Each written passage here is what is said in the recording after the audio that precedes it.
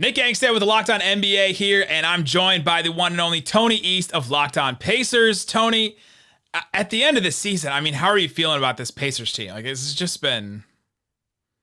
Like many people, everybody's just like, oh, the season's almost over. You know what I mean? It's just been a drag, and there's been so much non-basketball stuff involved in the season that's made it so difficult for every team. But for the teams that don't have an awesome record, that just makes it such a drag. So to be in the play-in tournament too, a new thing, is kind of fun and exciting. But when you're 33 and 37, it's just you're dragging your feet along. Would you almost rather be like the Thunder at this point? No, I am very anti-tanking as a belief. Like, it's smart and teams should do it if it behooves them, but no, I would not rather be the Thunder. I get you. All right, let's get into the Indiana Pacers. So the who's going to be in the playoff rotation? I mean, players have been in and out of this lineup. I mean, the other night I checked in and TJ McConnell was like the only ball handler that was playing for him. Karis LeVert's been in and out, all that kind of stuff. Gogo Batazzi is on the coach's bad side, apparently. Who's going to be in this rotation, and which role players are the ones that really are going to step up and need to play well if they're going to get out of the play-in? Yeah, you're right that the answer to the who's in the rotation question might be impossible to answer. Fully healthy, I think it's the guys you'd expect: Brogdon, LeVert, Justin Holiday, Turner Sabonis, McDermott, McConnell, Edmund Sumner, and then there probably O'Shea Brissett is the ninth guy, but that could go a number of ways. But Nate Bjorkgren has done so many lineups this season, and some of that is because he's had to because of these injuries, and some of that's because he's a little bit of a tinkerer.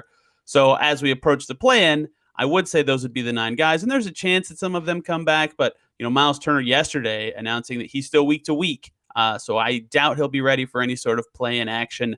Malcolm Brogdon pops up with injuries all the time. In their last game, McConnell, Brissett, and Sabonis all suffered an injury in the game. So I don't know who's going to be healthy. Me and you could be suiting up for the Pacers in the play-in game with the way things are going for them. It seems like the only lock will be Justin Holiday, because that dude has not missed a game since he joined the Pacers. But if I had to guess based on who's been questionable and trending in the right directions, I would say Brogdon and LeVert and Sabonis will all be out there. And then they'll probably start Brissett and Justin Holiday, and that'll be their starting 5. And then McConnell and Sumner and McDermott can be – that's 8. That's close to a rotation. So it depends who's healthy for that night spot. If Jeremy Lamb's back, maybe he'll get it. But if not, maybe Goga. But it's hard to say with their health status who's even going to be available for a play-in game, and that makes it really hard to project a rotation. So I'm going to just take a wild leap here and say that their biggest weakness is just availability and just guys that are going to play. But is there anything basketball-wise you stand out as biggest weakness, and then you can go into like their biggest strength as a team when they're actually playing? Yeah, since the reports about their coaching turmoil and the Bitadze spat with Greg Foster, they've actually been playing pretty well. So their biggest weakness recently has been that health. Jakar Sampson was asked after the game they just had against the Bucks. They played really well. They just happened to lose. He asked, the TV crew said, what do they need to do well in the play-in and the playoffs? He said health, right? He didn't even mention a basketball topic. But on the court, defense has been their biggest problem all season. Sometimes they have really nice defensive games. They just held Philly to under 100 in regulation a few days ago. Only gave up 32 points in the whole second half that game. They looked really good on defense that game. They also gave up over 150 points to the Wizards like a week before that. So they're really inconsistent on defense. They try a lot of gimmicky defenses that they suck, to be frank, and they keep them for too long. So I think their defense is definitely their biggest weakness. And if they end up playing the Wizards again, it could really matter because they struggle with guards, and Russ and Beal would just tear them apart. So depending on their opponent, their defense will definitely be the biggest weakness for them. Yeah, and then what's at stake for this team? I mean, it seems like everything's just up in the air. I mean, the rumors of the coach leaving after this season. What happens if they lose in the play-in? And what happens if, I don't know, they win and they win a round? Like, what would happen to this team? Who would stay? Who would go? Yeah, it's a weird crossroads, right? Because before the season, they kept basically the exact same roster from last season to this season. It's like a historic amount of continuity from roster to roster. And so when I would ask Kevin Pritchard, the president of basketball operations, about continuity, he would say, you look at teams who've won a championship, they've done one of two things. They've made a big move, or they've had a lot of continuity. And the Pacers went the continuity route, and it's not working at all, right? They're, again, 33 and 37. They might make the 7-8 game if things go well for them this weekend, but they might finish outside the top 8 in their own conference. That's not where you want to be when you claim that, when you start a sentence about team building with teams that have won a championship, and then you're out of the playoffs. That doesn't really add up. So the roster is at stake in that. I think they've realized the limits and flaws of this roster as constructed. They just traded Oladipo. The core is shifting this season, so who knows what even could be on the team next year. The 2-center experiment has been going on for a very long time and has not shown any meaningful results. So maybe the Sabonis Turner pairing comes to an end with the roster. Basically, I would say LeVert and one of the centers are safe, and everyone else, I could see some maybe future change there. And yeah, you brought up the coaching stuff.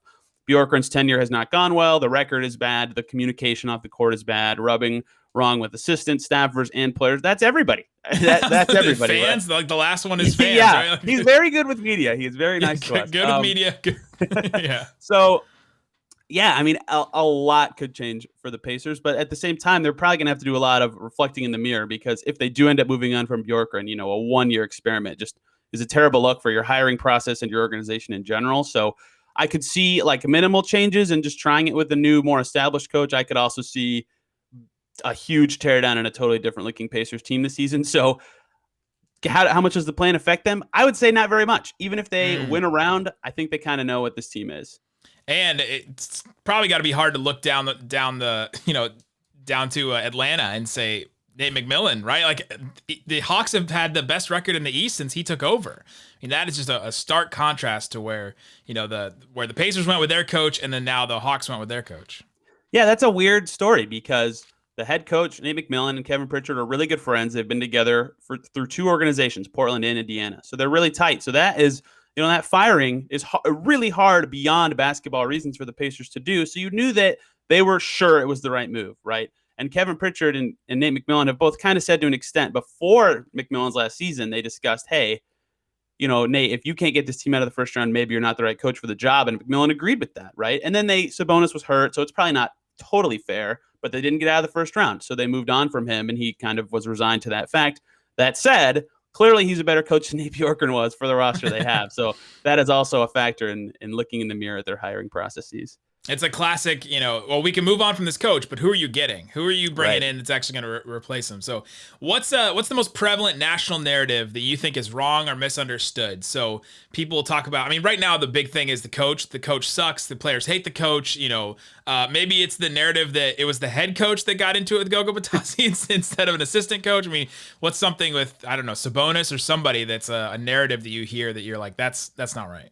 The thing I came armed with is just that, the Pacers haven't been fun to watch. It's just they haven't been watched a lot. And I think a lot of narrative around them falls back on what they used to be, right? This really tough defensive team that punches you on the glass and is, you got to work to score. What was that, blue collar, gold swagger? What was their exactly. that Dan Burke, the assistant coach who was in charge of their defense, is also gone on top of Nate McMillan. So I would say beyond the things you just mentioned, the most prevalent national narrative that's incorrect is they're not that kind of Pacers anymore. They play so fast, first in the league in pace, and their defense is not very good. They play totally different, like unrecognizable team from last year. But to the things that you said, yeah, it was not Nate Bjorkgren that got in the fight with Goga Batadze. It was a different bald coach who happens to be a foot and a half taller than Bjorkgren. So I don't understand the confusion there. I guess if you don't follow the team, you wouldn't understand that. And Sabonis is an interesting one because he's an all-star. He's really good, has a lot of skills. And I'm glad you brought him up because I considered using him here because I think he is wrongly rated, but not over or underrated, if that makes any sense. Like if you just watch the Pacers, you probably overrate him. And if you just watch you probably underrate him. But if you just watch the box score, you probably overrate him. So no one really has the perfect level of how good he is. That said, in the last about 3 weeks, he has been unbelievably good and easily the best player on the team, which is a good time to be peaking for an all-star. So there's a lot of stuff that people don't really know about the Pacers because they just play so differently and have had so many lineups and guys in and out that it's hard to assess what they are and what they can be in a best of one situation. You said he's been the best player on the team. Has Brogdon been the other guy that has been like they go back and forth as who the best player on the team is? Because that's kind of a rare thing to not know exactly who the best player on your team is necessarily. Yeah, usually I leaned Brogdon this season, and then he had a rough stretch in February and then got hurt. And then when he came back from his injury, he was really good again. Now he's hurt again. And since, let's say, April 20th or something, Sabonis has been the best player on the team, although Karis LeVert is trying to enter that conversation. Some crazy assist games and scoring games, 2 or 3 daggers, and he's just been so good in the clutch for them. So those three have all, I guess, taken their turn being the best player on the team. But yeah, Sabonis and Brogdon usually split it, and they play off of each other really well. So if they're both healthy for a play-in game, then they're both really good, and they'll be hard to stop.